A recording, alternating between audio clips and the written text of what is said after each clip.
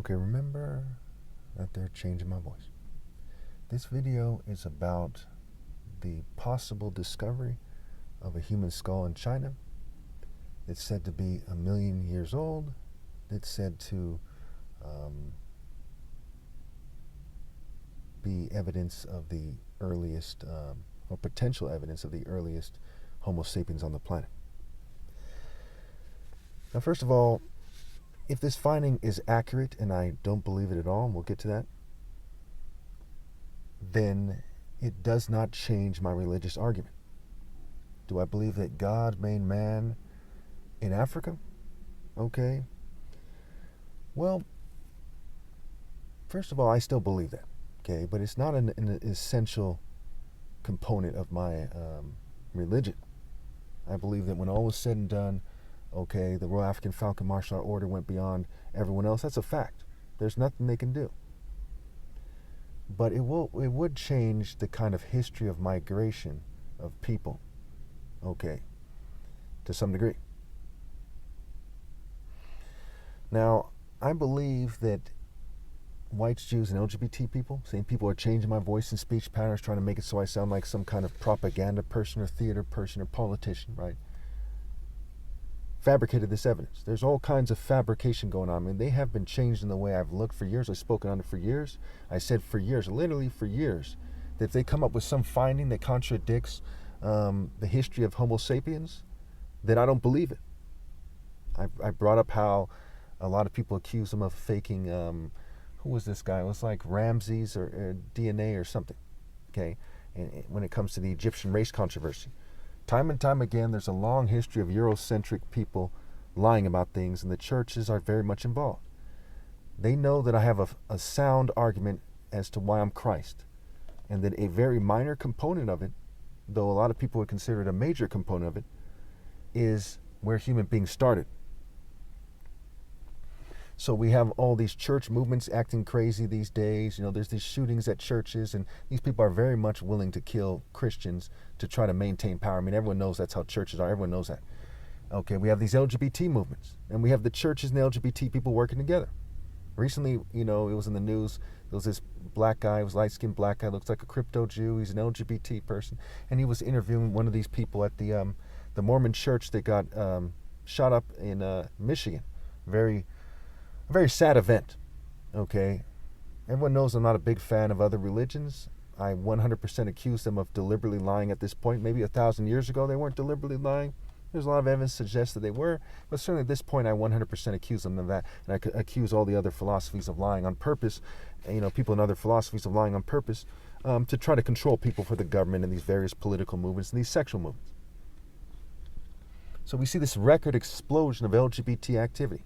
Here I am in one of the centers of LGBT people in the world, and countless of them are on record persecuting me with 23 witnesses on record. White, Jew, and LGBT people leading the charge. I've been saying this for years, and literally thousands of videos, literally. And I've been saying they'll stop at nothing to create a false narrative.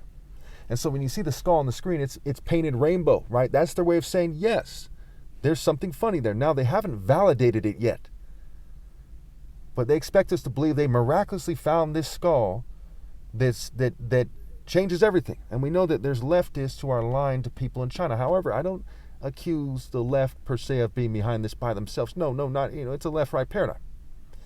I accuse the elite who are disproportionately white, Jew, and LGBT. I'm not saying that there was necessarily Jews involved in the decision or whites or LGBT, but certainly their groups work together, and it's coming from somewhere from the elite. And they together, you know, never produce any good fruit. They always produce bad fruit. Now, if this discovery is miraculously, and I do mean miraculously true, then it's important information. And if that's the case, then it's important science, right? Okay, so, you know, I wish we lived in a world where we could just believe them right away, but that's not the case here. And you all know that. But it's very important for you to know that it does not change my bottom line. Wherever mankind emerged is significant. It's religiously significant. Absolutely. And this is probably something they're doing to try to pit me against the Chinese, because they know I've said a lot of things that were good things about the Chinese over time, and I'm not going to be mad at them, even if they, you know, as a people in the sum total form, any more than a righteous person should be, which is, I'm sure you can put that together, over this issue. If they're the ones behind it, okay, because it's their government doing it, what have you. Okay, whatever degree they're slacking their work to, whatever degree this or that. Okay, that's not my concern. The reason why I'm making this video is I want you to know it doesn't change a damn thing about my arguments. I'm God's son. Homo sapiens could have emerged on Mars, and it wouldn't change a damn thing. Pretty straightforward. I'm very disappointed in the governing class, especially all those racist white Jew and LGBT people who are ordering people to persecute me, who then allowed this thing, which is almost certainly a lie, to emerge. However, if on an extreme, and I do mean extreme fluke, it's actually an honest discovery, then it's important, and absolutely it should be revealed. I'm not the type to cover up the truth. The way is the truth. No matter what the truth is, I'm mature enough to handle it. Okay. Now keep in mind that there are also a lot of rich Asians in the world, and they, for years, a lot of them have made it clear that they don't like the thought that they come from Africa. So there's a lot of things that factor in here that make this discovery highly, highly suspicious. It's also discovered in a country that's run by, communists who would stop at nothing to maintain their narrative. So all these things must be factored in when we decide, what does it mean? What is it? What does it mean? What should be said? What should be done? What have you?